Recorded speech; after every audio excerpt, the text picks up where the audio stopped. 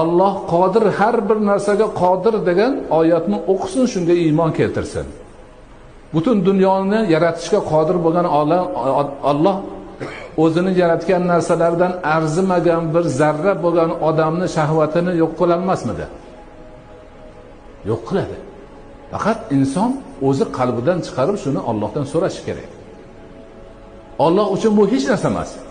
Lekin shayton bo'rttirib ko'rsatadi.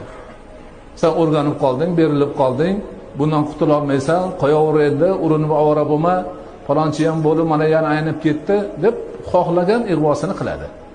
Lekin mo'min odam tavba qildimi, g'aflatidan uyg'ondimi, shahvatidan ajramoqchimi, Allohning qodirligini eslasin va latifligini eslasin. Va kana Allohu muqtadira.